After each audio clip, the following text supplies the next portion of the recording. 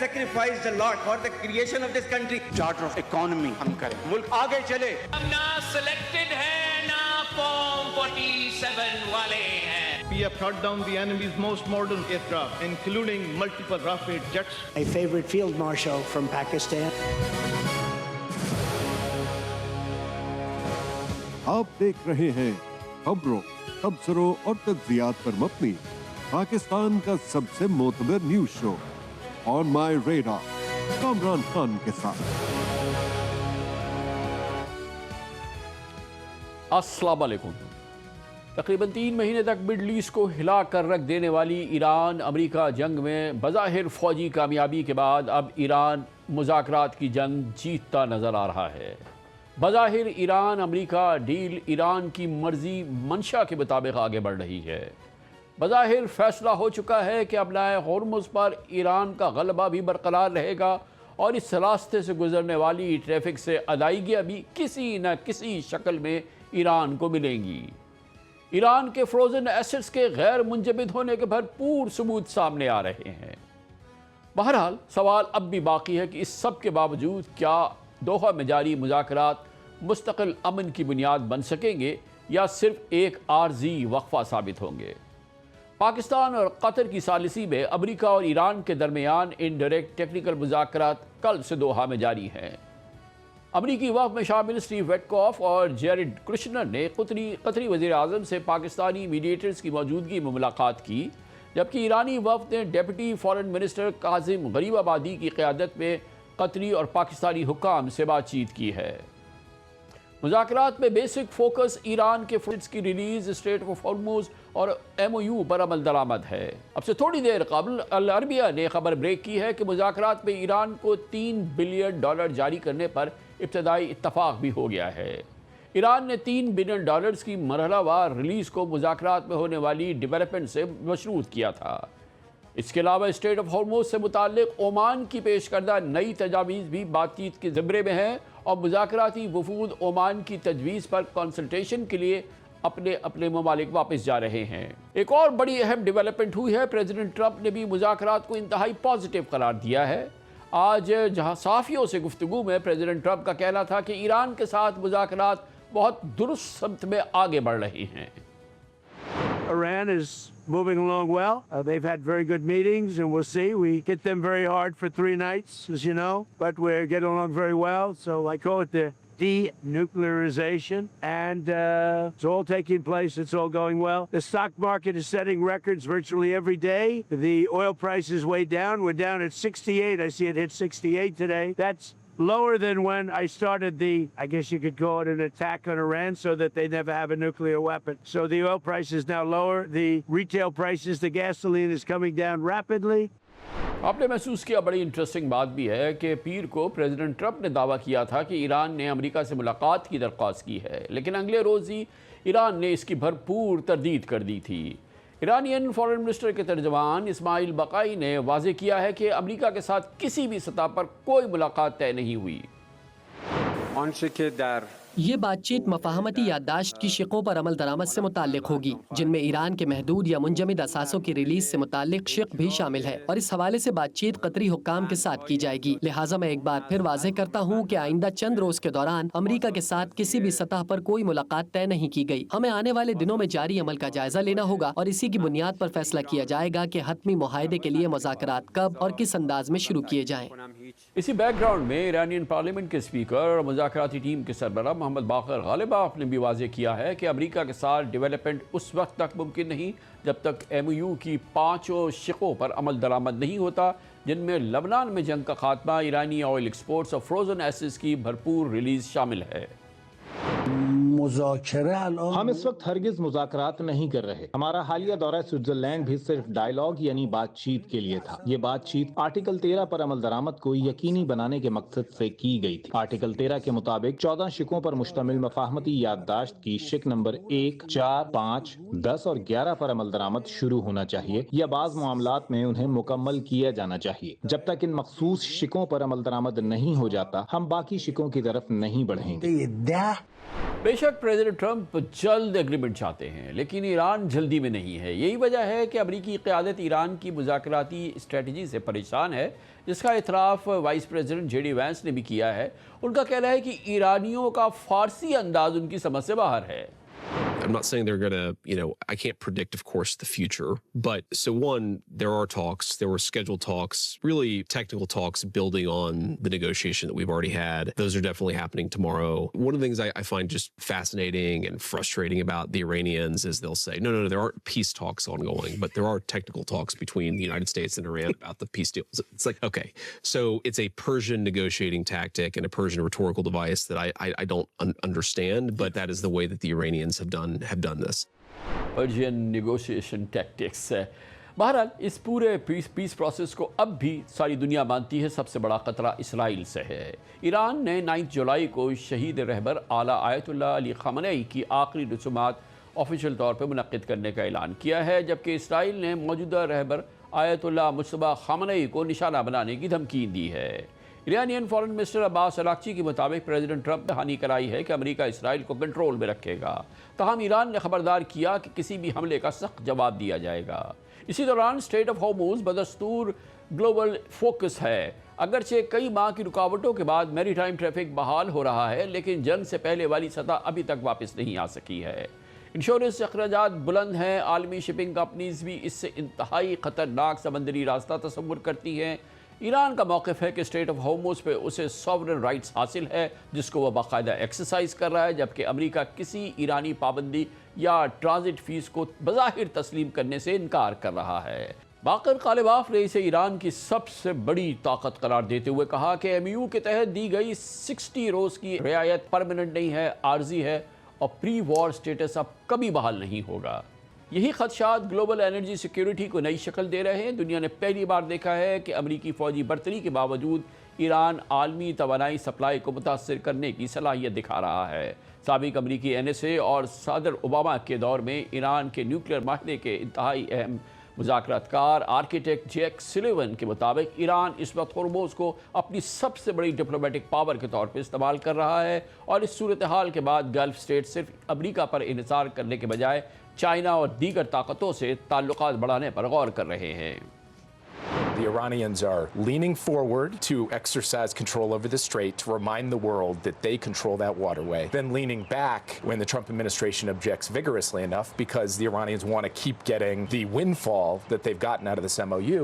What does this do to the Gulf states? How are they looking at their future going forward? Look, I think that they are now questioning the basic model upon which they've built their security, which has been essentially a deep partnership, security partnership with the United States, including forward deployed American bases in their countries. I think now they're asking themselves, what are we getting for that? And do we need basically a more diversified approach that involves a degree of hedging with other powers, maybe including China, and definitely includes quiet diplomacy with Iran to try to make sure that they're de-escalating with their neighbor across the strait. اسی background میں former US treasury secretary Jack Lew کے خیال میں جنگ کے بعد strait of Hormuz پر Iran کا انفلوئنس اور کنٹرول پہلے کے مقابلے میں بڑھتا دکھائی دیا ہے۔ Strait of Hormuz wasn't an issue until this war. So back in 2015, when we negotiated nuclear agreement with Iran, Strait of Hormuz wasn't closed before or after. So coming out of this memorandum of understanding was really just a commitment of some kind to reopen the Strait of Hormuz that was closed because of this war. We don't know under what terms the Strait of Hormuz will be reopened. There's language in the memorandum of understanding that each side is reading differently, where Iran believes that they've been in some sense given more control over the Strait of Hormuz than they had before. That's unfortunate. I hope it doesn't end up there. It does seem, whether they charge a fee or not, they certainly have increased their kind of control over the Strait of Hormuz. بہرحال Doha سے آنے والی خبروں نے بڑی positive development کو جنم دیا ہے۔ گلوبل آئل مارکیٹس میں جان پڑ گئی ہے، آئل پرائسز جنگ سے پہلے کی سطح پر آ گئی ہیں۔ آج برینٹ کروڈ $71.89 پر بیرل، جبکہ WTI کی قیمت $68.75 پر بیرل ہو چکی ہے، یعنی کہ جنگ سے پہلے کی قیمتیں واپس ہو گئی ہیں۔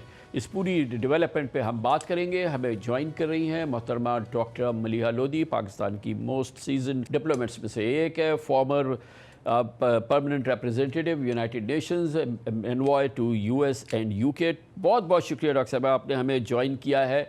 बज़ाहिर ईरान मुज़ाकरात कहता है डायरेक्ट हमारी बातचीत नहीं हो रही, वो अमेरिका से डायरेक्ट बात करने को तैयार नहीं है, बहुत ही स्ट्रॉन्ग टोन टेनर गुफ्तगू कर रहा है. उसके बावजूद जो डेवलपमेंट्स रिपोर्ट हो रही हैं वो सारी वो हैं जो कि ईरान की मर्ज़ी की हैं, ईरान की मंशा की हैं, और शायद तमाम डेवलपमेंट ईरान की पसंदीदा नज़र आ रही हैं. एक जंगी सूरत हाल थी जिसके बाद हमने देखा जो डेवलपमेंट हुई, और अब जो है ऑल द वे ये ईरान की ही बात कामयाब होती नज़र आ रही है. जी कामरान, लगता तो यही है कि Iran is calling the shots in the negotiating process. जैसे कि जंग में भी they achieve the upper hand, उसी तरह मुज़ाकराती मेज़ पे भी उनका पल्ला हावी है. They are able to determine the pace of the process as well as the agenda of the process. तो अब जैसे कि आपने भी बयान किया, दोहा में जो मुज़ाकरात हो रहे हैं वो उन्हीं की इश्यूज़ पे हैं.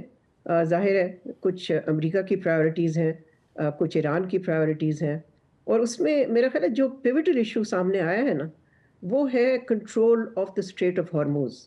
न्यूक्लियर वगैरह जो इश्यूज़ हैं वो तो मेरा ख्याल है बहुत ही इन अ वे दूर चले गए हैं.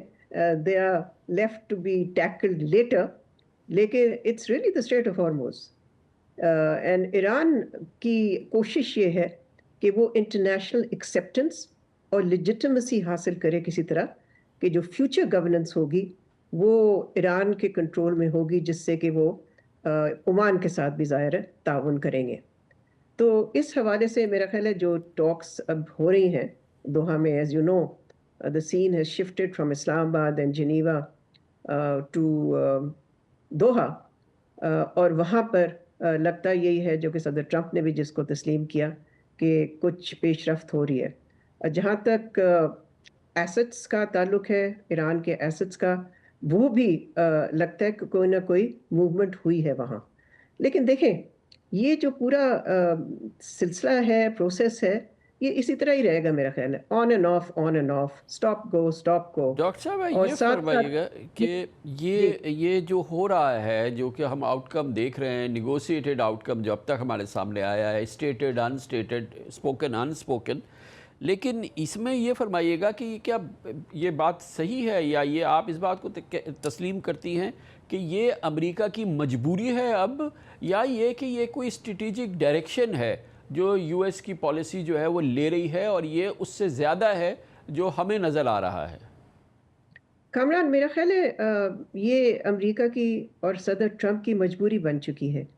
आपको मालूम है कि वहाँ पर अंदरूनी प्रेशर जो है वो कैसे माउंट करता गया, बढ़ता गया सदर ट्रंप पे. वो प्रेशर मुआशी भी था और है, इसलिए वो बार बार तज़किरा करते हैं कि जी तेल की कीमत अब नीचे आ गई है, stock markets are doing very well. उनको क्या ज़रूरत है ये बार बार कहने की? इसलिए कि ये सारे जो फ्रंट्स थे दे वर इन ट्रबल.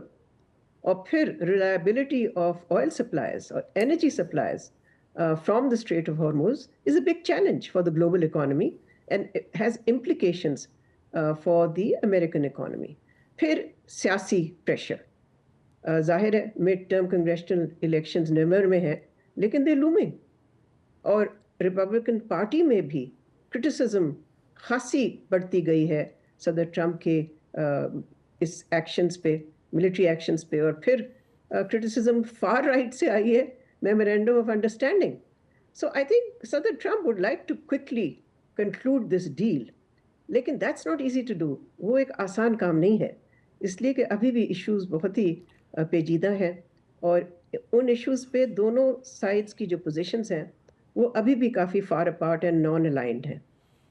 तो क्या रिसर्जेंट ईरान जो है वो जो अब उसका फ्यूचर नज़र आ रहा है नियर और डिस्टेंट, उसमें क्या वो स्ट्रेंथ नज़र आ रही हैं जो कि अब रिकवर किया है ईरान, और पहली बार उसकी ऑयल सप्लाईज़ जो हैं वो आप देख रही हैं कि बहाल हो गई हैं, انہوں نے کہا تھا کہ اس دوران جب کہ یو ایس نیول بلاکیٹ تھا ہمارا ایک بیرل بھی نہیں گیا ہے، لیکن اب ہم دیکھ رہے ہیں کہ 4 ملین بیرل جو ہے وہ ایرانین آئل سپلائز شروع ہو گئی ہیں.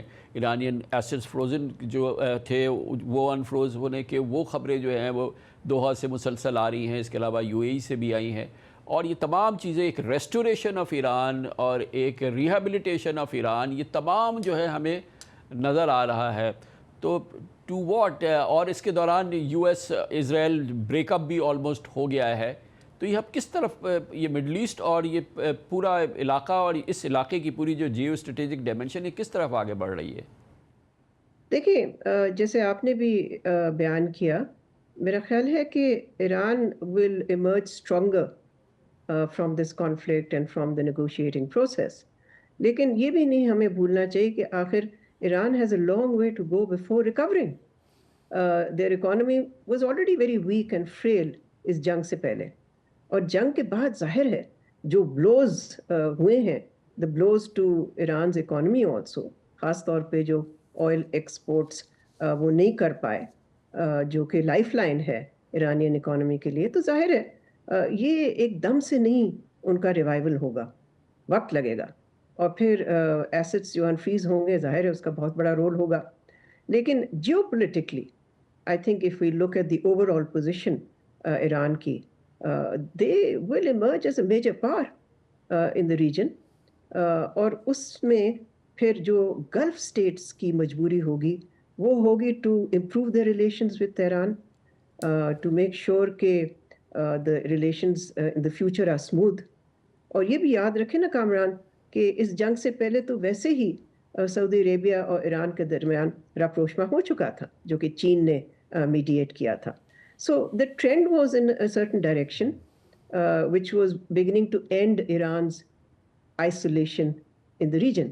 Lekin phir the jung intervened and things got much worse between the Gulf states and Iran.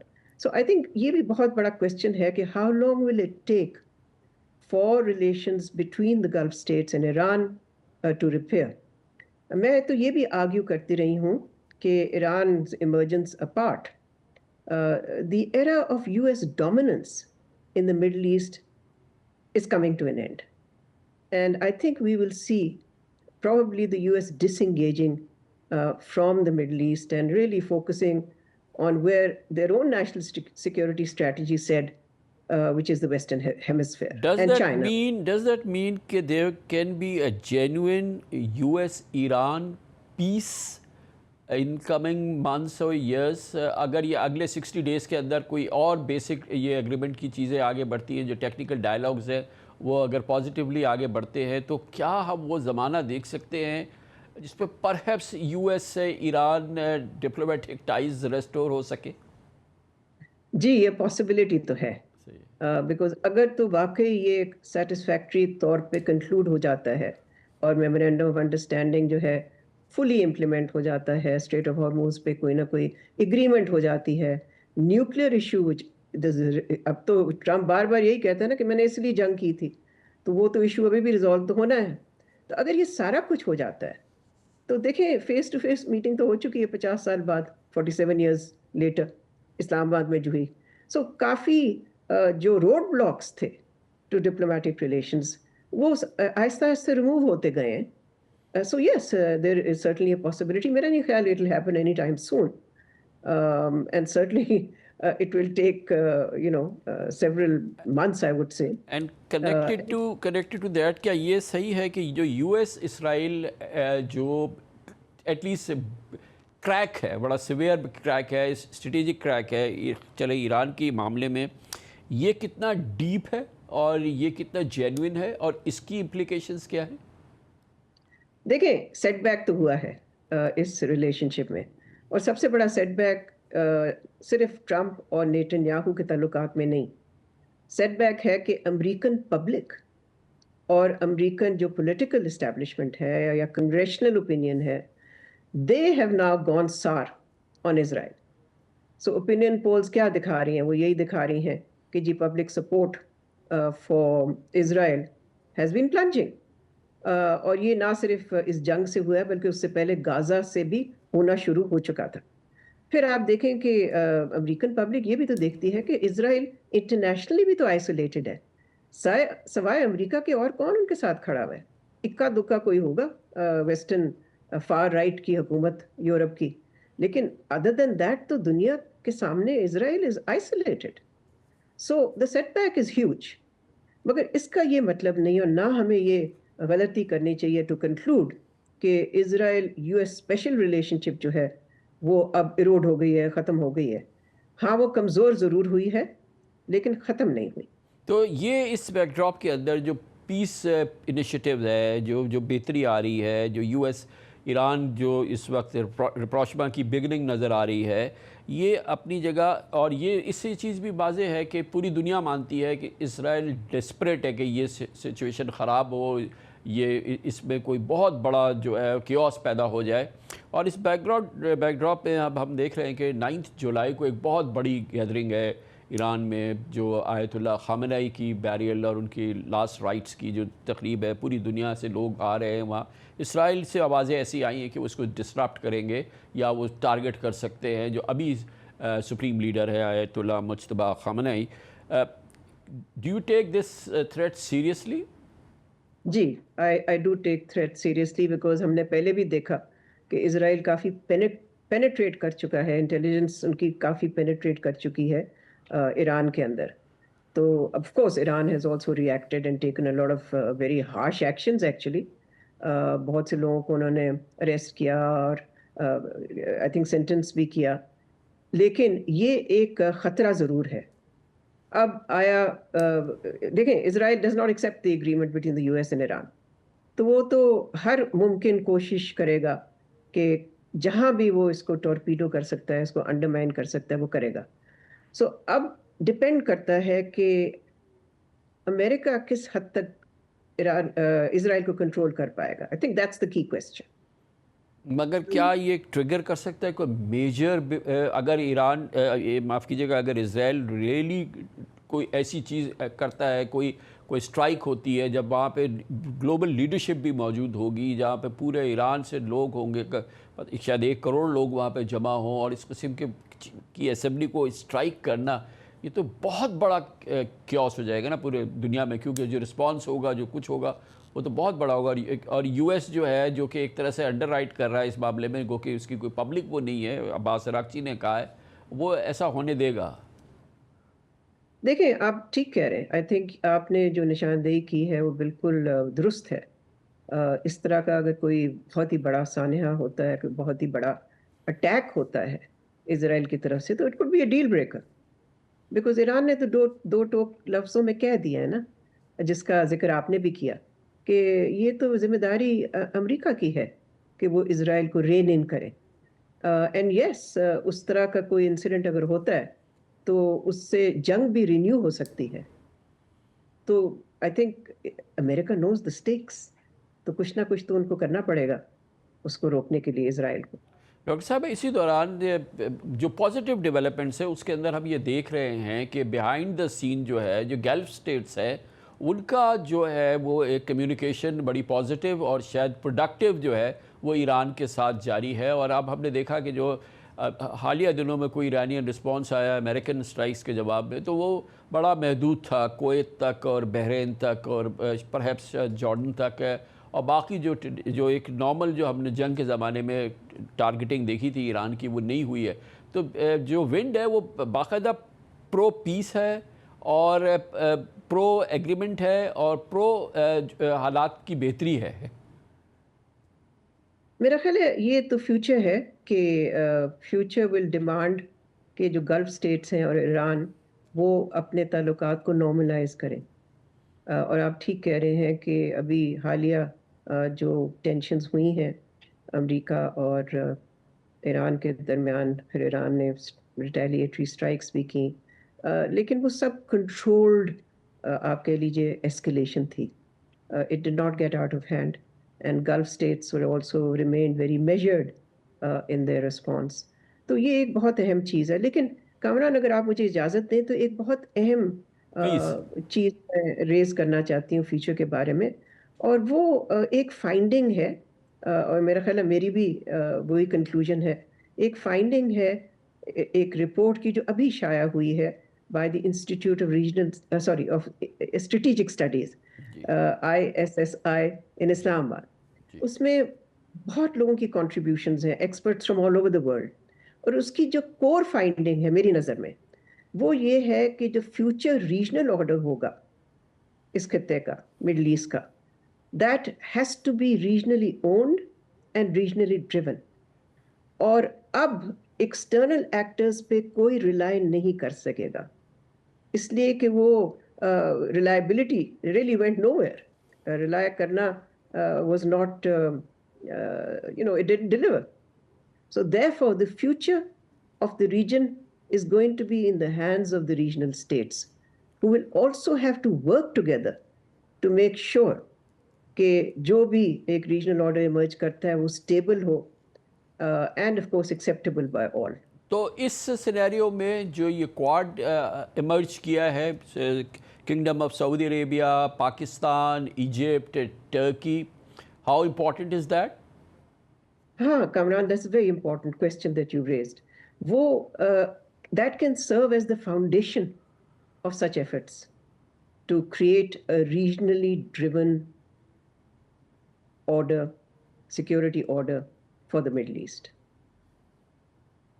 اور اسی پورے بیک گراؤنڈ میں جو ہمارا میجر تھریٹ رہتا ہے, ہمارے جو سیکیورٹی تھریٹ ہے انڈیا کے ساتھ, اور ابھی آپ نے دیکھا کہ آف لیٹ ہم نے بھی بڑا رسپانس کیا ہے, وہ ہے کہ انڈس واٹر ٹریٹی کے حوالے سے جو انڈین تھریٹس ہیں, ایک اوور آل آپریشن سندور وغیرہ کی بات بھی وہاں ڈائی ڈاؤن نہیں کی ہے. پھر ہم دیکھ رہے ہیں کہ بیک چینل کی بھی بات ہو رہی ہے اور کافی سیریس لیول پہ بھی ہو رہی ہے, اور RSS کے سیکرٹری جنرل کا کہنا ہے کہ جی کہ بات چیت ہونی چاہیے اور تمام چیزیں. یہ مکس جو ہے اوور آل ہمارا جو بالکل نیکسٹ ڈور نیبر کا اور یہ ہمارا ریجنل مکس ہے, یہ کدھر الائن کرے گا اس پوری صورتحال میں؟ دیکھیں انہوں نے تو پہلے سے الائن کر لیا ہے نا, انہوں نے الائن کیا ہے اسرائیل کے ساتھ. ہماری الائنمنٹ تو بالکل مختلف ہے جی, تو اس میں تو کوئی میرا خیال ہے سرپرائز ایلیمنٹ نہیں ہے, تعجب کی بات نہیں ہے. لیکن جو خطرہ ہے ہمیں بھارت سے وہ اپنی جگہ پہ ہے, اور آپ نے بالکل درست فرمایا کہ اس وقت جس قسم کے ایکشنز انڈیا لے رہا ہے on the Indus water treaty اور ادروائز آلسو, وہ they continue with their threats. پھر they have continued with a major rearmament programme which is to prepare perhaps for the next round with Pakistan, we don't know. لیکن ہمیں اس پہ focus اپنا ظاہر رکھنا چاہیے. پھر جو میری اطلاعات ہیں, ابھی ایک ٹریک 2 ہوا ہے بٹوین انڈیا اینڈ پاکستان, آپ نے ظاہر ہے اس کا سنا ہوگا جی, اور اس میں نے 1-2 لوگوں سے بات کی جو کہ اس کا حصہ تھے فرام دا پاکستانی سائڈ, اور انہوں نے کہا جی اس دفعہ تو انڈین سائڈ جو تھی وہ ٹریک 2 اور بیک چینل میں بھی ان کے بارے میں بھی انہوں نے سوال اٹھائے. بلکہ میرا سوال ان سے یہ تھا کہ are they at all interested in a back channel. چلے باقی فارمل ڈائلاگ تو چھوڑ دیں, اس پہ تو ہمیں پتہ ہے انہوں نے بار بار کہا ہم تو نہیں بات کریں گے, وہی جب تک پاکستان ہمیں ٹیررزم پہ نہیں سیٹسفائی کرے گا ہم پاکستان سے بات نہیں کریں گے. تو ہم نے کہا ٹھیک ہے نہ کریں, we've lived without a dialogue for so long, we'll live for some more years without a dialogue. ایسی کوئی بات نہیں. لیکن ان کے مطابق, ان پارٹیسپنٹس کے مطابق, انڈین سائڈ سیٹ کہ جی ہماری حکومت جو ہے وہ بیک چینل کو بھی ریزیوم کرنے میں تیار نہیں ہے. سو یہ جو ہم نے کچھ آوازیں سنی جن کا آپ نے ذکر کیا کہ ڈائلاگ ہونا چاہیے پاکستان کے ساتھ, RSS کے سیکرٹری جنرل نے کہا, وہ ہاں دے آر امپورٹنٹ وائسز, کہ لگتا نہیں ہے کہ وہ گورنمنٹ پالیسی ہے at all. So we will have to continue to keep on alert as far as our eastern border is concerned. Okay great. کیا دنیا کے سب سے قدیم اور محفوظ سمجھے جانے والے ایسڈ کی چمک ماند پڑنے لگی ہے؟ ہم بات کر رہے ہیں گولڈ یعنی سونے کی, جو ہزاروں برس سے دولت محفوظ رکھنے کا ایک بڑا ذریعہ رہا ہے. جی ہاں, وہی سونا جو 5 مہینے پہلے تک جنگوں, جیو پولیٹیکل ٹینشن اور فائنینشیل مارکیٹس میں شدید اتار چڑھاؤ کے باعث $5,600 فی اونس کی تاریخی سطح کو چھو رہا تھا. دنیا بھر کے انویسٹرز کسی بھی قیمت پر سونا خریدنے کے لیے بےتاب تھے. آج اسی موڈ یکسر بدل چکا ہے. گلوبل مارکیٹس میں گولڈ آج جنوری کی بلند ترین سطح سے تقریباً 30% گر چکا ہے، 1/3 نیچے آ گیا ہے اور اس کی قیمت $4,000 فی اونس کی نفسیاتی حد بھی توڑ چکی ہے، جبکہ اپریل سے جون کے عرصے کے دوران سونے کی تاریخ کے بدترین کوارٹر میں ایک ثابت ہوا، یہ ہوا ہے پچھلے 3 مہینوں میں۔ دوسری جانب چاندی یعنی سلور کی صورتحال اس سے بھی زیادہ سنگین ہے۔ چاندی جنوری میں تقریباً $122 پر اونس پہنچنے کے بعد اب 50% سے زائد کریش کر چکی ہے اور اب $57 سے $58 فی اونس کے قریب ہے۔ سوال یہ ہے کہ جو ایسٹ چند مہینے پہلے تک ناقابل شکست نظر آ رہے تھے وہ اچانک اس طرح سے کیوں بیٹھ گئے؟ ماضی میں سونے کی قیمت میں آنے والی بڑی گراوٹوں کی بنیادی وجہ امریکی مانیٹری پالیسی ہوتی تھی، لیکن اس بار اس تباہ کن گراوٹ کے پیچھے کئی گلوبل فیکٹرز کا ایک ساتھ اکٹھا ہو جانا ہے۔ پہلی بڑی وجہ مڈل ایسٹ کے کانفلکٹس میں نسبتاً کمی ہے، ساتھ ہی دنیا کی بڑی اکانومیز میں انٹرسٹ ریٹس کے طویل عرصے تک ہائی رہنے کے امکانات نے گولڈ جیسے کم منافع والے ایسٹس کی اٹریکشن کو کم کیا ہے۔ یہی وجہ ہے کہ جب انویسٹرز کو بینکس اور بانڈ سے اچھے ریٹرنز مل رہے ہوں تو وہ گولڈ میں پیسہ پارک کرنے سے گریز کرتے ہیں، اور یہی وہ بیک گراؤنڈ جو کہ وجہ بن رہا ہے سونے کی قیمتوں کی اس زبردست گراوٹ کا۔ نتیجتاً کئی انویسٹرز اب گولڈ میں ہونے والے بڑے پروفٹس کو کیش بھی کرانا شروع کر دیا ہے انہوں نے کہ جلد از جلد وہ اپنے گولڈ کے ذخائر کو بیچنا شروع کر دیں، یعنی گولڈ خریدنے کے بجائے دھڑا دھڑ اس کی فروخت ہو رہی ہے۔ Investors are quite worried that the cost of carry of physical gold is going to move higher, and opportunity cost vis-a-vis fixed income instruments is getting elevated with the recent increase in interest rates along the entire curve. And we are worried that the US dollar remains firm as well as the Fed potentially starts tightening monetary policy. So I think for now we are in a situation where gold could certainly even break through. It's very, the firm support around 3,950, 3,900 from the long-term perspective. We have seen these tariffs imposed in, again, one of the largest precious metals markets in the world, India, and that is apparently having a negative impact on demand. So it's spotty. Demand isn't as strong as it was. Certainly from the ETF side, things aren't as robust as they were. Gold prices میں اضافے کی وجہ دنیا کے 2 سب سے بڑے consumer China اور India کی زبردست خریداری تھی، اور یہ ہم بات کر رہے ہیں اس زمانے کی جب سونے کی قیمتیں آسمان کی جانب بڑھ رہی تھی، اور یہ گزشتہ 6 مہینے پرانی بات ہے۔ تاہم اب ان دونوں ملکوں ہی نے گولڈ کی خریداری روک دی ہے، اور اس کی وجہ سے وہ ایک بالکل سادہ وجہ تھی، ریکارڈ ہائی پرائسز نے زیورات کی ڈیمانڈ کو متاثر کیا جس کی قیمتیں نیچے آ گئیں، اور اس سے قبل بھارت میں پرائم منسٹر نریندر مودی نے بھی عوام سے اپیل کی کہ وہ آئندہ 1 سال تک سونا خریدنے سے گریز کریں، جبکہ گولڈ سے منسلک امپورٹس پر بھی ڈیوٹیز اور ٹیکسز میں اضافہ کر دیا گیا۔ ساتھیوں، گولڈ یعنی سونے کی خرید ایک اور پہلو ہے جس میں ودیسی مدرا بہت ادھک خرچ ہوتی ہے۔ ایک زمانہ تھا جب سنکٹ آتا تھا، کوئی یدھ ہوتا تھا تو لوگ دیش ہت میں سونا دان دے دیتے تھے۔ آج دان کی ضرورت نہیں ہے، لیکن دیش ہت میں ہم کو یہ طے کرنا پڑے گا کہ سال بھر تک گھر میں کوئی بھی فنکشن ہو، کوئی بھی کارکم ہو، ہم سونے کے گہنے نہیں خریدیں گے، سونا نہیں خریدیں گے۔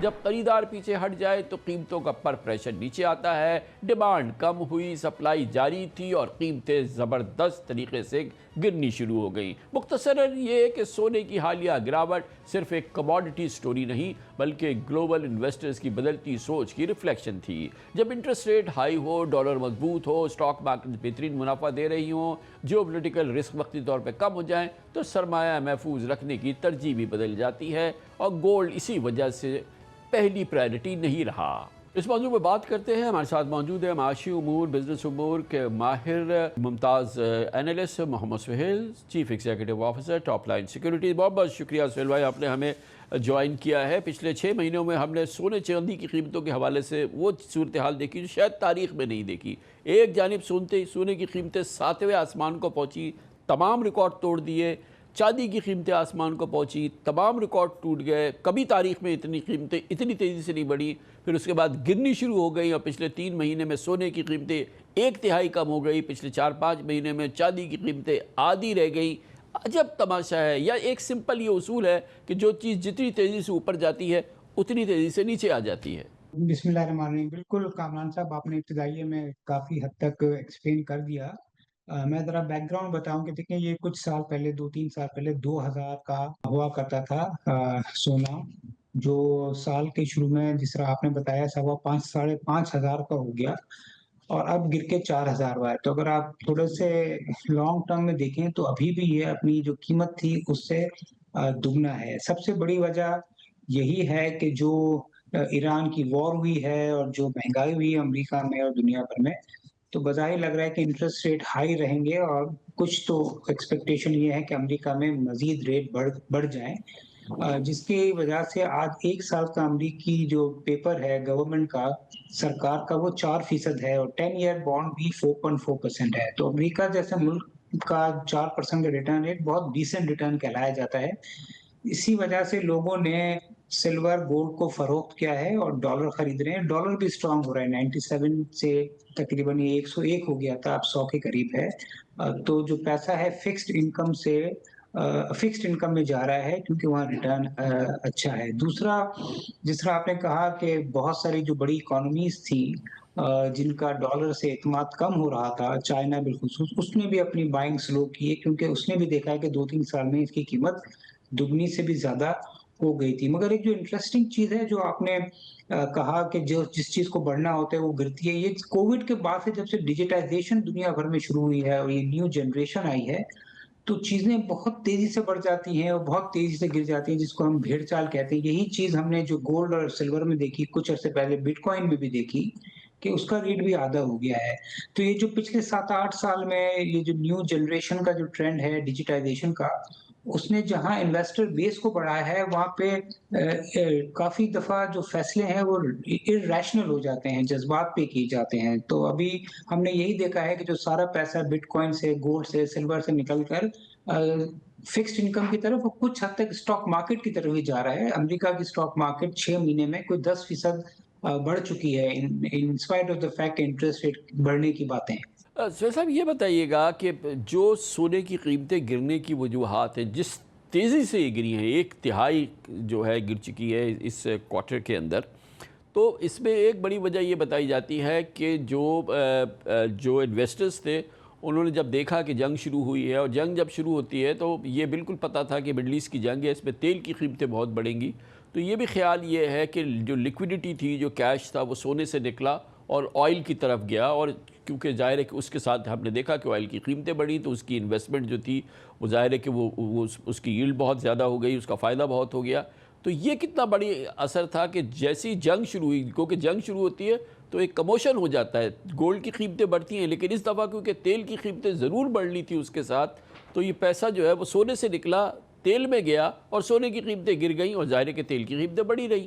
دیکھیں یہ بالکل واو، یہ تھوڑا ایبنارمل ہے کیونکہ جب بھی حالات خراب ہوتے ہیں تو گولڈ کو سن کہا جاتا ہے. مطلب جب بھی حالات دنیا میں خراب ہوتے ہیں، انسرٹنٹی ہوتی ہے، تو لوگ جو ہے کرنسی سے، اسٹاک مارکیٹ سے نکل کے گولڈ کی طرف جاتے ہیں. مگر اس دفعہ آپ نے جو کہا وہ صحیح ہے کہ لوگ آئل کی طرف گئے کیونکہ یہ مڈل ایسٹ کا کرائسس تھا، اور اسٹیٹ آف ہرمز جو ہے اس سے جو تیل آنا وہ رک گیا تھا.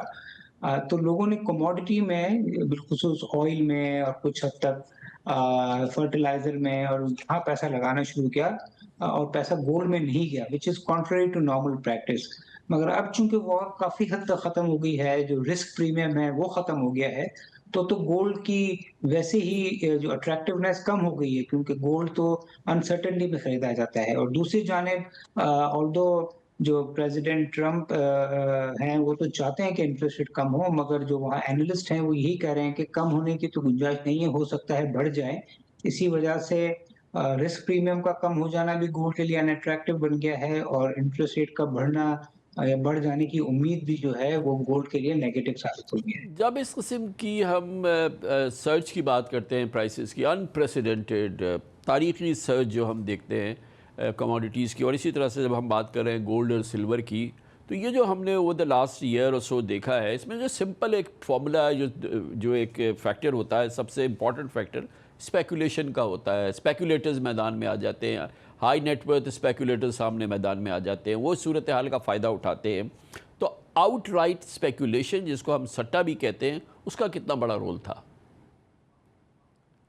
بہت زیادہ ہیں. میں نے آپ کو کہا نا، جب سے ڈیجیٹائزیشن شروع ہوئی ہے اور نیو جنریشن جو ہے آف اے بٹن گولڈ بھی لے رہی ہے، سلور بھی بیچ رہی ہے، کروڈ آئل بھی لے رہی ہے، اے آئی کے شیئرز کوریا میں بھی لے رہی ہے، امریکہ میں بھی لے رہی ہے. تو یہ جو اسپیکولیشن کہہ لیں یا اس کو کچھ حد تک میں تو کہوں گا irrational انویسٹمنٹ کہہ لیں، وہ بہت بڑھ گئی ہے.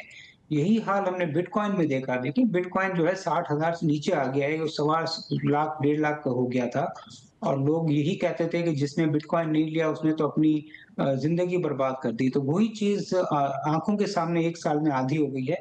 اور اگر آپ دیکھیں وارن بفیٹ اور اس طرح کے جو بہت پرانے سمجھدار اور پیشنس والے جو انویسٹر ہیں، وہ کیش پر بیٹھے ہوئے ہیں، کیونکہ ان کو بظاہر لگ رہا ہے کہ یہ جو بھیڑ چال ہے یا یہ اور اسپیکولیشن ہے، یا جس کو آپ نے کہا یہ سٹے نما حالات ہیں، یہ مارکیٹ کے رسک کو بڑھا رہے ہیں. اور یہی ریزن ہے کہ ہم نے دیکھا ہے کہ گولڈ اور سلور کی بھی قیمتیں ہمیشہ کم ہوتی ہیں جب بھی انٹرسٹ ریٹ بڑھتے ہیں، مگر اس دفعہ زیادہ اس کا امپیکٹ بہت زیادہ ہوا ہے. کوئی 28-30% کچھ ماہ میں گولڈ گر گیا ہے، جو مجھے لگتا ہے کہ بہت کم ایسا ہوتا رہا ہے. تو اس کی ریزن یہی ہے کہ اوور ٹریڈنگ، اوور اسپیکولیشن اور irrational ڈیسیژن میکنگ نہ صرف پاکستان میں بلکہ ہر جگہ ہو رہی ہے. اور یہ گولڈ بائنگ میں ہم نے ایک کریز دیکھا جو کہ شاید اس سے پہلے کبھی نہ دیکھا ہو. یہ حالت ہم نے دیکھی خاص طور پہ انڈیا وغیرہ کے اندر کہ وہ اتنا سونا خریدا گیا کہ وہ اویلیبل نہیں تھا، دکانیں صرافہ بند ہو رہے تھے. اور پھر یہ تک کیفیت آئی کہ کچھ شاید بلیک میں سونا بک رہا تھا. اور پھر ایک رسپانس آیا انڈین گورنمنٹ کا کہ نریندر مودی نے کہا کہ آپ لوگ سونا نہ خریدیں. پھر گورنمنٹ نے ڈی انسینٹیوائز کیا، پھر امپورٹ کو بہت ہائیلی ڈیوٹی ٹیکسز وغیرہ لگائے اور ناممکن بنا دیا. پھر یہ کہ سونا جو سب سے بڑی مارکیٹ تھی جہاں بائنگ ہوتی تھی، یعنی چائنا اور انڈیا، تو انڈیا کا تو انہوں نے بالکل بھرکس نکال دیا. اور دوسری جانب چائنا کے سینٹرل بینک نے اور انڈیا کے سینٹرل بینک جو کہ پہلے سے پہلے بائنگ میں شریک تھا، انہوں نے روکا. اور اس نے پھر جو ہے وہ ڈاؤن ورڈ اسٹیمولس دیا، اور جس سے کہ قیمتیں کریش ہونی شروع ہو گئی. دیکھیں انڈین اکانومی کے ساتھ 2 مسئلے شروع ہو گئے ہیں کہ پہلی دفعہ ان کا ایکسٹرنل اکاؤنٹ میں پریشر ہے. جو انڈین روپے کی قیمت ہے وہ 6 ماہ میں بہت زیادہ گر گئی ہے. اور پھر پرائم منسٹر صاحب کا پبلکلی آ کر یہ کہنا کہ آپ گولڈ نہ خریدیں، یہ ایک دوبارہ کاز آف کنسرن ہوتا ہے. تو جس طرح اگر ہمارے یہاں بھی ہوتا رہا ہے کہ جب کرنسی کا کرائسس ہوتا ہے اور فائنانس منسٹر کہتا ہے کہ آپ کرنسی نہ لیں، تو لوگ پینک ہو جاتے ہیں، مزید خریدتے ہیں. تو اسی طرح کے کچھ حال چال انڈیا میں بھی ہیں. وہاں بھی آفیشیل اناؤنسمنٹ آنا کہ آپ گولڈ نہ لیں، پھر اس کے بعد جو کرنسی کا گرنا، خاص طور پہ ساؤتھ ایشیا کے کلچر میں یہی ہے کہ یا اگر انٹرسٹ ریٹ ہمارے اکانومی کے صحیح ہیں تو لوگ اپنے بانڈز میں انویسٹ کرتے ہیں اور کرنسی سٹیبل ہو. مگر جب ہمیں لگتا ہے کہ کرنسی سٹیبل نہیں ہے تو اس کا جو دوسرا آلٹرنیٹیو ہے وہ پھر گولڈ ہی رہ جاتا ہے. تو یہی حال انڈیا میں بھی ہے کہ وہاں پہ کرنسی اتنی تیزی سے گر رہی ہے کہ وہاں پہ انویسٹمنٹ کے ایونیوز بہت لمیٹڈ رہ چکے ہیں. اچھا، ایک اور بڑا انٹرسٹنگ فیکٹر اس دوران کا جہاں ہم نے دیکھا کہ گولڈ کنسسٹنٹلی پچھلے 1 سال پورا جو ہے وہ بڑھتا رہا ہے، اور پھر اس پہ کبھی بہت زیادہ تیزی آئی، اور مگر اپ ورڈ سوئنگ جو تھا وہ مسلسل چلتا رہا. اسی دوران پھر ہم نے دیکھا کہ وہ تیزی جو ہے وہ منتقل ہوئی گولڈ سے سلور کی طرف، اور پھر سلور جو ہے وہ تیزی سے بڑھنے لگا، اتنا بڑھنے لگا کہ ایک عام آدمی بھی جو ہے وہ نکل پڑا چاندی خریدنے کے لیے. پاکستان میں بلکہ دوسرے ملکوں میں بھی ایسا ہو رہا تھا. یہ ایک عجب سی پوری صورتحال پیدا ہوئی. پھر ہم نے دیکھا کہ جب سونا گرنے سے پہلے ہم نے دیکھا کہ چاندی کی قیمت گرنی ہوئی، اور سونا جو ہے وہ آہستہ آہستہ گرا، گو کہ 1/3 اپنی ویلیو پیک سے کھو چکا ہے. چاندی آدھی سے زیادہ کم ہو گئی اسی دوران. یہ اپ ورڈ سوئنگ اور پھر یہ میسو ڈاؤن ورڈ سوئنگ، یہ سونا چاندی کا کھیل جو ہوا پچھلے پورے 1 سال، اس پہ نظر ڈالیں. جو لوگ ایک ریلی مس کر جاتے ہیں وہ پھر آلٹرنیٹ دیکھتے ہیں. تو گولڈ کی قیمت بڑھ گئی تو لوگوں نے کہا کہ یار گولڈ کا آلٹرنیٹ سلور ہے. یہ بھی کہا جانے لگا کہ نیکسٹ گولڈ ہے، جو بہت ہی irrational تھنکنگ ہے. اور پھر دوسرا یہ ہوتا ہے کہ جب ایک جس طرح اسٹاک مارکیٹ میں بھی ہوتا ہے کہ 100 روپے کا شیئر ہوتا ہے، وہ لوگ کہتے ہیں مہنگا ہے، 10 روپے کا سستا ہے.